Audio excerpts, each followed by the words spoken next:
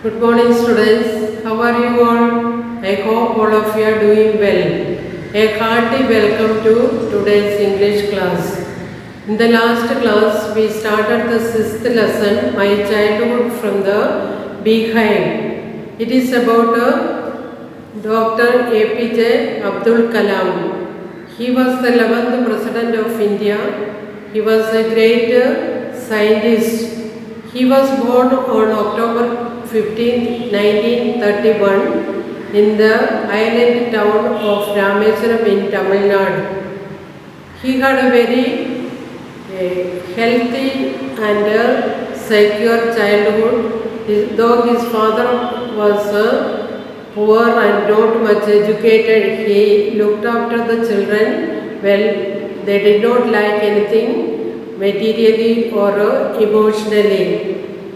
His mother Ashima was also a very generous and kind woman. In the year 1939, when the Second World War broke out, Abdul Kalam was only 80 years old. There was a great demand for tamarind seeds. So he started collecting the tamarind seeds and sold in a provision shop in the Mosque Street, and he could earn daily 1 anna.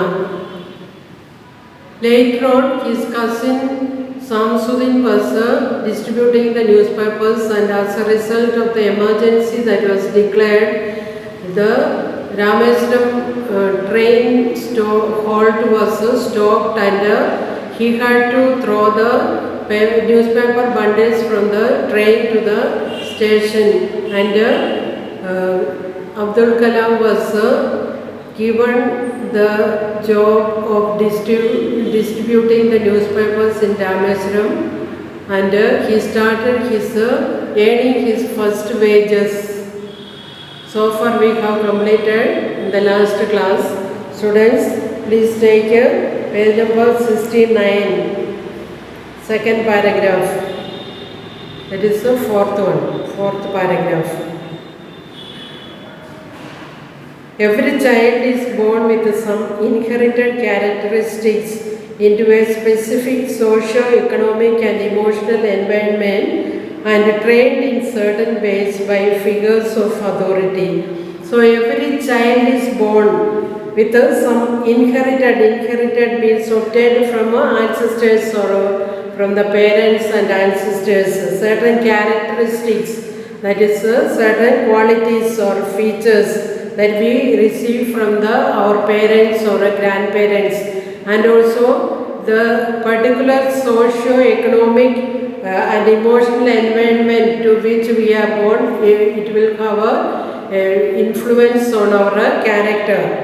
And we are trained in certain ways by figures of authority. Figures of authority here, parents. So the parents bring us up in such a way that we are brought up, we don't like anything, with a lot of love and affection, and it will have a lot of influence on our character, the way we are brought up by our parents. I inherited honesty and self-discipline from my father. From my mother, I inherited faith in goodness and deep kindness, and so did my 3 brothers and sister. So Abdul Kalam had 3 brothers and 1 sister. They were brought up in such a way that they were born to good parents, and they inherited, not only Abdul Kalam, his brothers and 1 sister, inherited honesty and self-discipline from their father, and faith in goodness and deep kindness from their mother. I had 3 close friends in my childhood: Ramanatha Shastri, Aravindan, and Sivaprakasan. All these boys were from Orthodox Hindu Brahmin families. So Abdul Kalam, when he was small, during his childhood time, he had 3 close friends. They were Ramanatha Shastri, Aravindan, and Sivaprakasan. They belonged to Brahmin, Orthodox Hindu Brahmin families. As children, none of us ever felt any difference amongst ourselves because of our religious differences and upbringing. So they were brought up in such a way, there was a religious tolerance in their families for their parents that these children also acquired these qualities. And they, among them, there was never a difference or discrimination was made between the, because Abdul Kalam belonged to Muslim family and his friends were from Orthodox Hindu Brahmin families. They never made any discrimination among themselves because of their religious differences and upbringing. In fact, Ramanatha Shastri was the son of Paitshi Lakshmana Shastri, the high priest of the Rameswaram temple. So, his first friend, that is Ramanatha Shastri, he was the son of Paitshi Lakshmana Shastri, who was the high priest of Rameswaram temple. Later, he took over the priesthood of the Rameswaram temple from his father. So, he was Ramanatha Shastri later on became the priest of the Rameswaram temple. Aravindan went into the business of arranging transport for visiting pilgrims. So another friend whose name is Aravindan, he went into the business. He started when he was grown up. In future he took a business of arranging transport for visiting pilgrims. And Sivaprakash, the third friend, he became a catering contractor for the southern railways. So all four of them went in different levels. So one became the priest of the Rameswaram temple, another went for business and arranging transport for visiting pilgrims, and Sivaprakash, he became a catering contractor for southern railways, and Kalam went for his studies. He studied physics and aerospace engineering, and he became a scientist. So all four of them went to different ways. During the annual Sri Sitarama Kalyanam ceremony, our family used to arrange boats with a special platform for carrying idols of the Lord from the temple to the marriage site situated in the middle of the pond called Ramatirtha, which was near our house. So, their family used to arrange during the annual Sri Sitarama Kalyanam ceremony. It is a Hindu festival. So during this festival time, their family, Abdul Kalam's family, used to arrange boats with a special platform for carrying idols of Lord from the temple to the marriage site. It was situated middle of the pond called Ramatirtha, which was near our house. It was situated near their house, that is in the middle of the pond called Ramatirtha. Events from the Ramayana and from the life of the prophet were the bedtime stories my mother and grandmother would tell the children in our family. When they were small, Abdul Kalam and his brothers and sisters, they were smaller. Their mother and grandmother used to tell the stories from the Ramayana and also about Prophet Muhammad. They used to tell. One day when I was in the 5th standard at the Rameswaram Elementary School, a new teacher came to our class. So one day when Abdul Kalam was in 5th class, one new teacher joined the elementary school. I used to wear a cap which marked me as a Muslim, and I always sat in the front row next to Ramanatha Shastri, who wore the sacred thread. So always Kalam used to sit in front row with a cap because he belongs to Muslim family. So and he was sitting near to Ramanatha Shastri, who used to wear a sacred thread because he belonged to an orthodox Hindu Brahmin family. The new teacher could not stomach a Hindu priest's son sitting with a Muslim boy. So the new teacher could not stomach means could not tolerate. He could not tolerate a Hindu priest's son sitting with a Muslim boy. So Ramanatha Shastri, who was a high priest's son, sitting near to a Muslim boy, Kalam, he could not tolerate that. In accordance with our social ranking, as the new teacher saw it, I was asked to go and sit on the back bench. So as you know, in the traditional Indian societies, there existed caste system. There was a social barriers made on the basis of a religion. So social barriers were existing that a Muslim boy could not sit near a priest's son, a Hindu boy.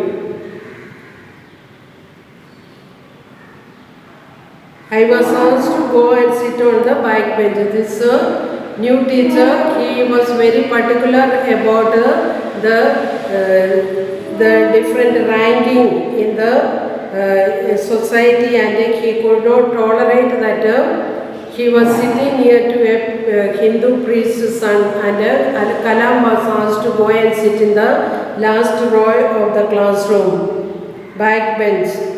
I felt very sad, and so did Ramanatha Shastri. So both of them felt very bad. Kalam felt very bad, and also Ramanatha Shastri. He looked utterly downcast as I shifted to my seat in the last row. So he looked here. He is Ramanatha Shastri. He felt downcast. Downcast means sad or depressed. He felt very sad as he shifted to the back bench. The image of him weeping when I shifted to the last row left a lasting impression on me. So he cannot, Abdul Kalam could not forget the image of how Ramanatha Shastri felt when he was shifted to the last row of the classroom. So it made an impression, a lasting impression on in the mind of Abdul Kalam. After school, we went home and told our respective parents about the incident. So after the school that day, both of them felt very much upset by the incident that took place. So both of them went home and told their respective parents. Respective parents here means Ramanatha Shastri told his father, and Abdul Kalam told his father about what had happened in the classroom on that day. Lakshmana Shastri summoned the teacher and in our presence told the teacher that he should not spread the poison of social inequality and communal intolerance in the minds of innocent children. So, Ramanatha Shastri's father, Lakshmana Shastri, summoned means called for the teacher, and in their presence, in the presence of Ramanatha Shastri and Kalam, he was asked and told him not to spread the poison of social inequality and communal intolerance in the minds of innocent children. They are very innocent, they don't know anything about this kind of social inequality and communal intolerance, that is making discrimination between different religions and castes. He bluntly asked the teacher to either apologize or quit the school and the island. So, the father of Ramanatha Shastri bluntly means here rudely. He asked the teacher either to ask pardon, apologize to the students, the Kalam and Ramanatha Shastri, or quit, to go away from the school and the island, Rameswaram island. Not only did the teacher regret his behavior, but the strong sense of conviction Lakshmana Shastri conveyed ultimately reformed this young teacher. So, the teacher felt sorry about his own action, regretted, he felt sorry about it and about his behavior. But at the same time, a strong sense of conviction, a strong belief. Lakshmana Shastri conveyed means communicated, ultimately means at last, changed him, transformed him, reformed means transformed this young teacher. So, because of the invention of, because of this parents of these two students, Ramanatha Shastri and Kalam. Especially Ramanatha Shastri's father took an initiative. Because of his intervention, a change was brought in the life of the teacher, and he never again made discrimination among the different children from a different religion. So students, I conclude the lesson here, today's class. Read the lesson up to what is taught today. That is up to 7th paragraph. So students, thank you. Have a nice day.